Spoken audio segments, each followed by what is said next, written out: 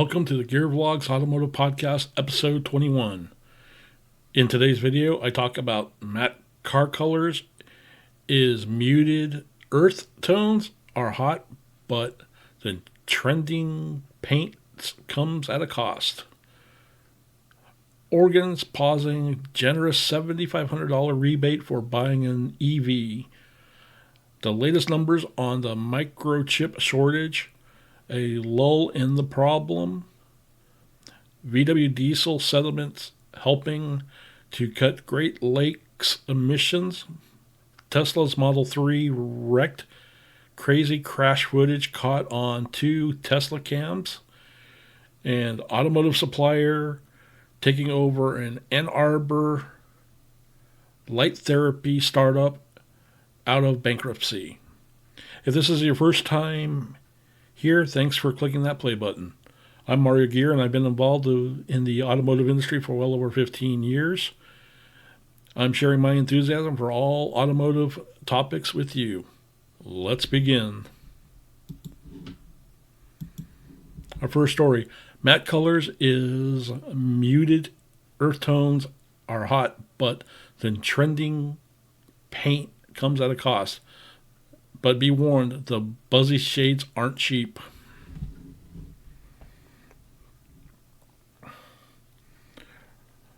In the photo caption here, Rivian launched its earth tone palettes in 2022, inspired by greens from the Pacific Northwest forest and reds and orange from Colorado hills and canyons from Riviera, or Rivian.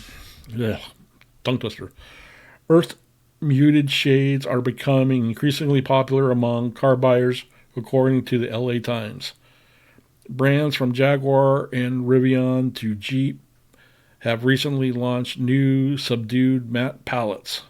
The colors are a marked departure from the metallics, shiny paints used on many traditional cars.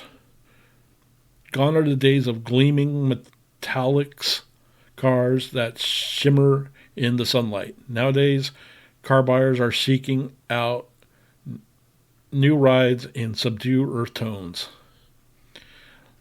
The muted cars are suddenly popping up everywhere, lining freeways and parking lots in unassuming shades of gray, black, brown, tan, and green. According to the Los Angeles Times, the trend first hit the streets in 2013 when Audi debuted its popular Nardo Gray U, but it's accelerated in recent years as demand for the colors grow. Now car makers from Jaguar to Jeep have broadened their color schemes to include these matte shades, enticing car buyers with nature-themed hues like red, canyon, and glacier white. Shades within Rivian's earth tone palettes launched in February of 2022. What we might also refer to as a flat matte finish don't shine like traditional car finishes. Kelly Blue Book wrote in a 2022 blog describing the trend. The term stealth comes to mind when we see a car in a matte gray or matte black. Hot pops into our heads when the matte finish is in another color. But be warned, the buzzy shades aren't cheap. The used typically are available only for select cars, often luxury models and sports cars, and can mean upcharges for anything from $400 to $10,000, according to the LA Times.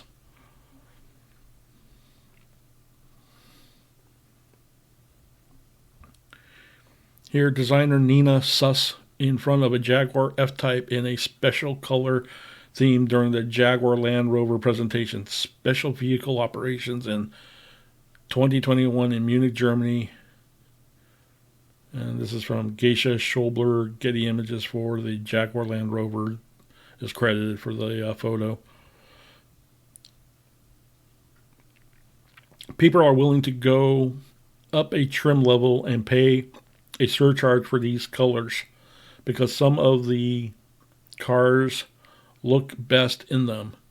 Ivory Dury, Director of Information at the Automobile Information Service Edmonds, told the LA Times, "It's, hey, if you like this, you better get it now because you're never going to see it again in this model." This kaleidoscope of muted car colors was anticipated by Paul Surgic, head of automotive color designs in the Americas at paint supplier BASF, who told Axios in 2021 that consumers can expect more complex hues and textures. Remember, your car is an outward expression of who you are. Zergi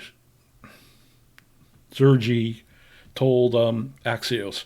The color hue, how bold or muted it is, depends on what you're trying to project about your personality. Beyond personal expressions, others say the trend is inspired by rising interest in the eco-friendly living and sustainability. We are seeing social and political movements that are responding to this environmental concern and are drawing much attention to using less artificial and more moving to that which is perceived to be as real and natural. Latrice Eisman, executive director of Pantone Colors Institute, told the LA Times. Regardless of the reason, consumers seem to be responding. Derek Joyce, a spokesman for Hyundai Motor North America, told the LA Times that the mute shades of its Hyundai Santa Cruz model are outselling more traditional hues. The styles are also picking up steam on TikTok, where users are sharing videos of their matte cars or the transforming old models using the new trending paints. You can never go wrong with matte black, wrote one user. And we could read the original article in the Business Insider article if we wanted to read more about it. Links to this article will be in the show notes. Let's move on to the next story.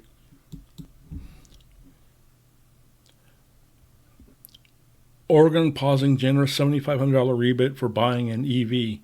So many people have applied for the state's rebate that it's almost out of money. Let's read. Oregon has some of the best incentives for buying an electric vehicle in the country. Buyers are able to receive up to $7,500 back from the state if they qualify for two separate rebates. Unfortunately, this generous rebate program is running out of money, so the state has decided to pause it beginning May 1st. The Oregon Department of Environmental Quality, DEQ, offers the Clean Vehicle Rebate Program, which consists of two possible rebates. The standard rebate is available to all Oregonians who purchase an EV under $50,000 and is worth $2,500. Middle and low income earners, though, are also eligible for the charge ahead rebate worth another $5,000. Combined, both rebates match the federal government's current tax credit program that also offers a $7,500 incentive for eligible EV buyers. Combined, buyers can get up to $15,000 off the eligible EV of their choice. Wow. Surprised California hasn't adopted something like that. This sounds like something that they would be loved doing while they love giving away free money. Oregon's double rebate, though, has become a victim of its own success.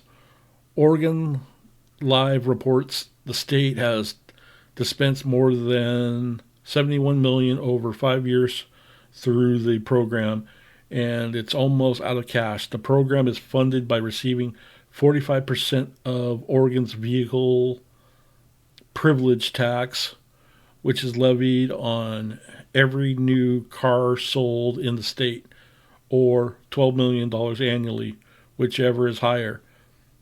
It also received a one-time infusion of $15 million in 2022, according to its own data, though the program distributed more of that money and only carried over $3.5 million into 2023. Efforts are already underway to increase funding for next year. The DEQ estimates it will receive $14 million from the vehicle privilege tax, and fourth, a nonprofit in the state is working with state legislatures to secure another $30 million injection for 2024-2025. If you live in Oregon, are thinking about buying an EV, and haven't taken advantage of these healthy incentives, we recommend doing so now before May 1st. Buyers who make their transaction before the deadline will have up to 6 months afterwards to apply for the rebate. There are utility companies in Oregon that are also offer rebates, which could boost your savings even higher.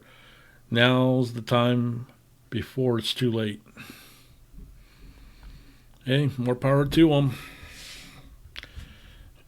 Hey, do you guys live in Oregon? Have you considered taking up that option? Comment down below. And for our third story, the latest numbers on the microchip shortage, a lull in the problems.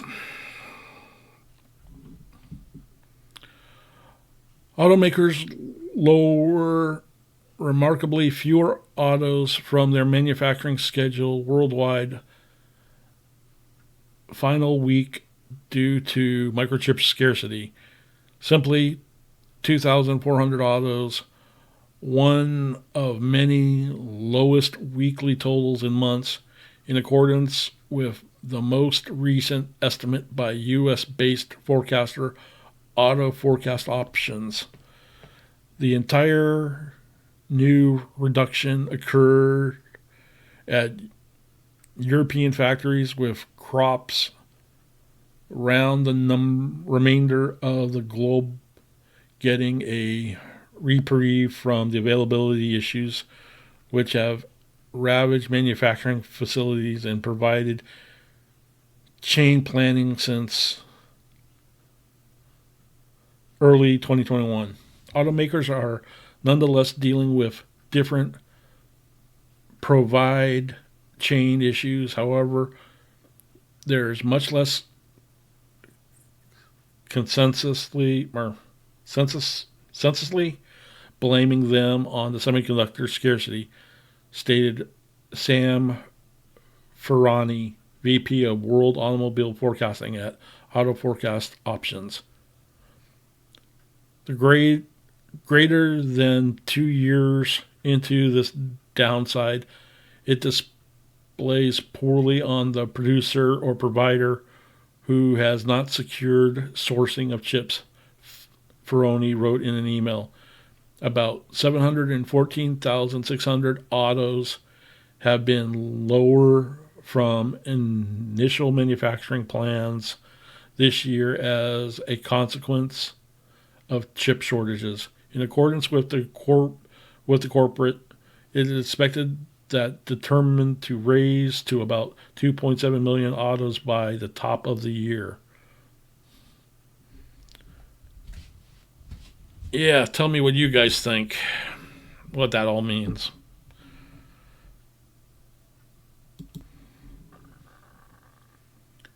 VW diesel settlement helping to cut Great Lakes emissions.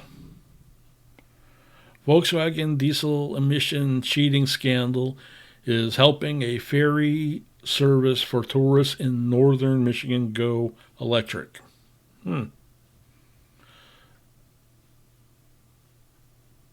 Mackinac Island Ferry Company plans to use a $3 million grant from the state's Volkswagen Settlement Fund to replace two 1988 diesel engines on one of its boats with new electric motors.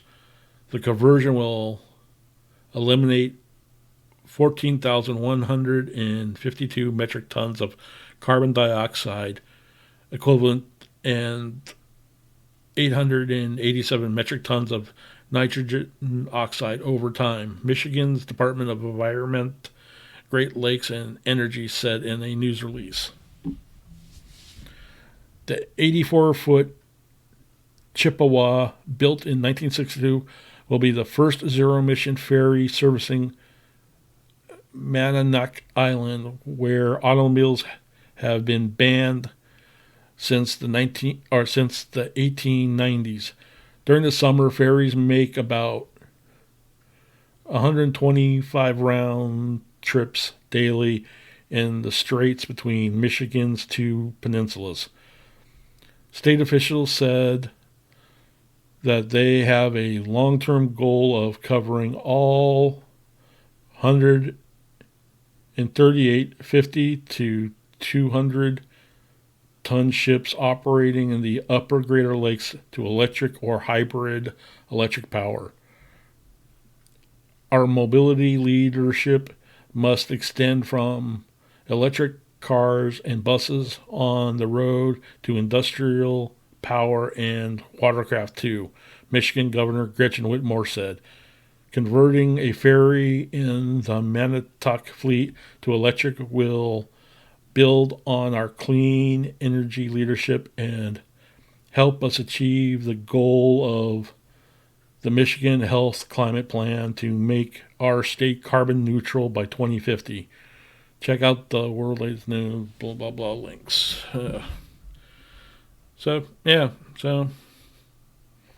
But is the Great Lakes freshwater or saltwater? And how does water and or saltwater interject with batteries? Especially lithium-ion batteries. Comment down below what you think. Up next, Tesla Model 3 wrecked. Crazy crash footage caught on two TeslaCams. An incident with a van leaves one Model 3 wrecked and the other barely escaping. The TeslaCam technology proves who was at fault. Two Tesla Model 3 owners were traveling on the same road together when a unique incident with a van left one owner's Tesla badly damaged. The other Model 3 owner was very lucky to miss being a victim as well.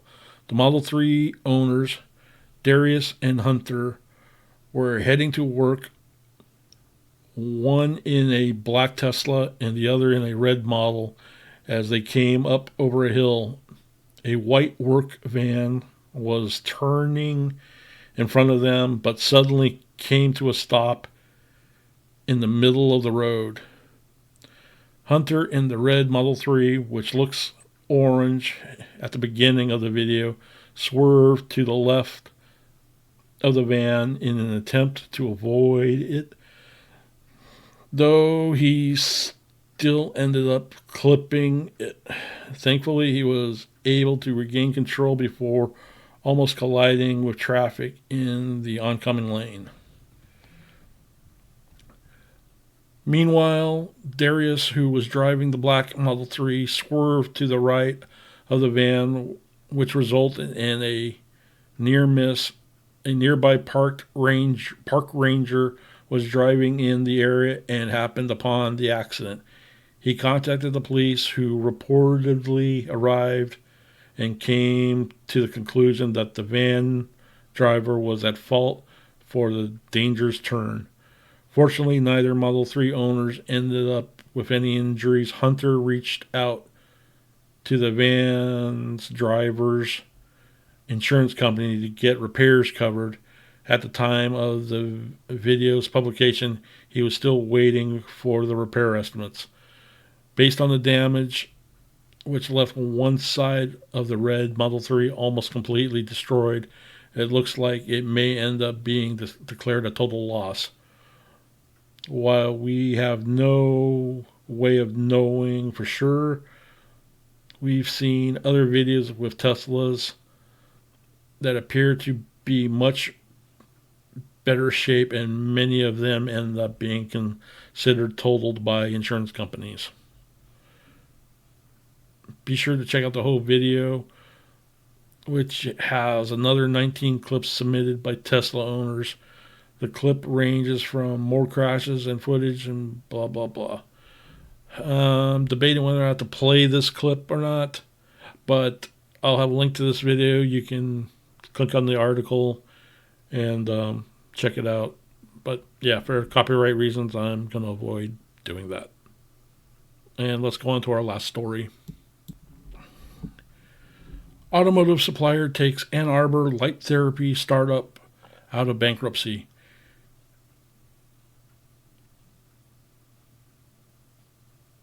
Auburn Hills, Michigan based EPEX,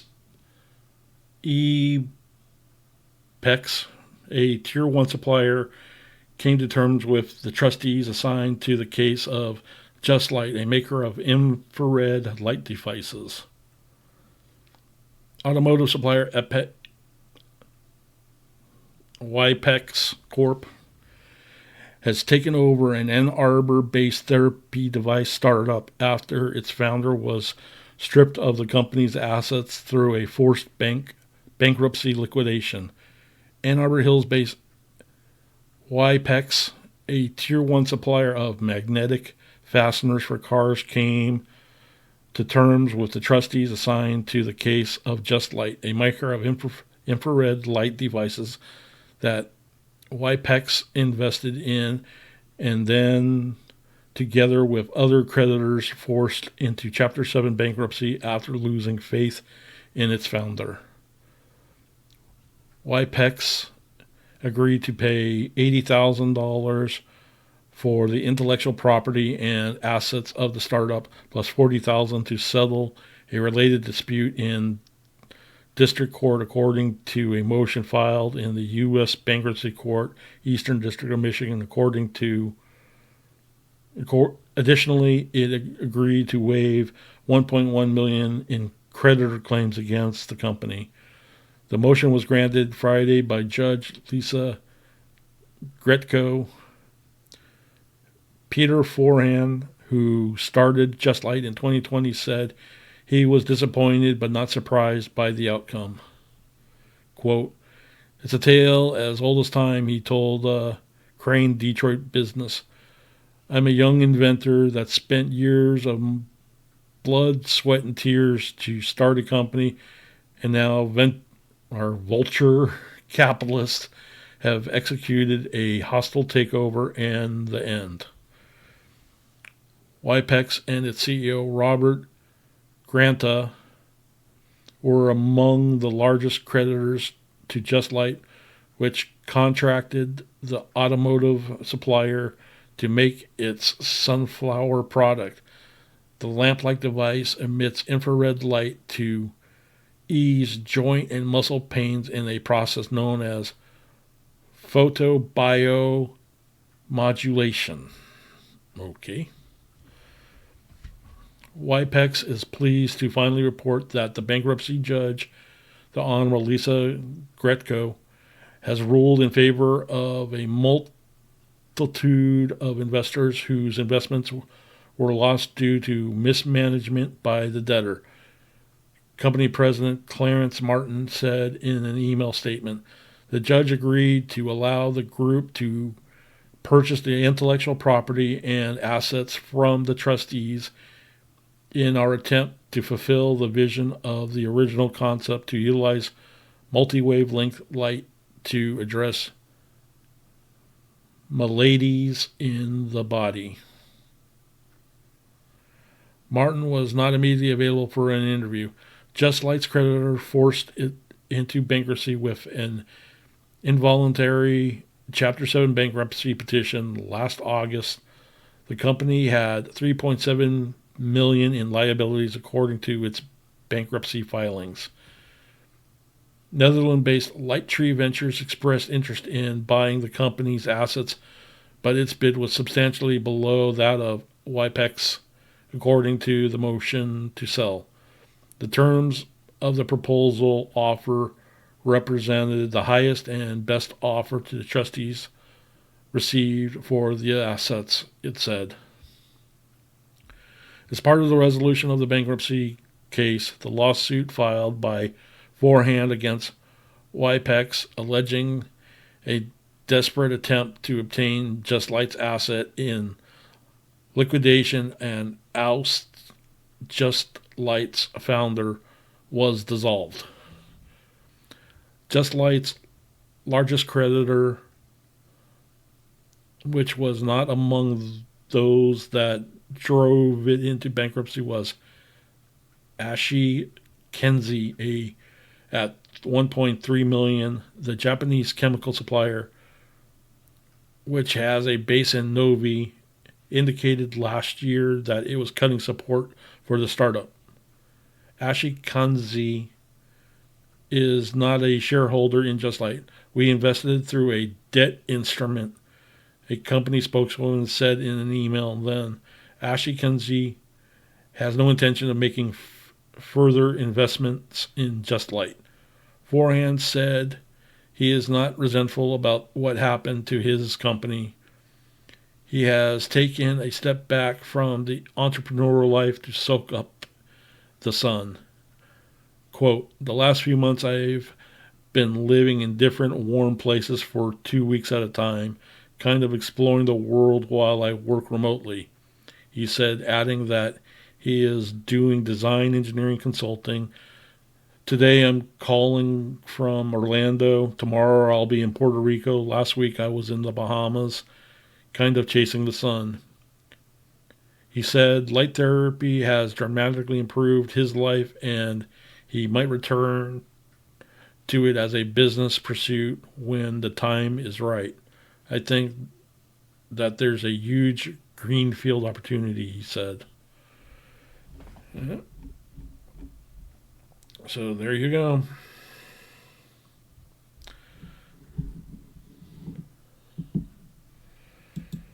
Yeah, that's it for that story. Comment down below on any of the stories. Reach out to me if you guys have ideas, tips that you want to reach out to me, or with suggestions. Reach out to me via DMs on Instagram. Use the hashtag in that hashtag tips or story tips. Yeah, let's go story tips, so I can move them up to the top of the list. If you guys send me DMs in via Instagram on the gearvlogz Instagram channel, link will be down below. Yeah, and tell me what you thought about today's episode.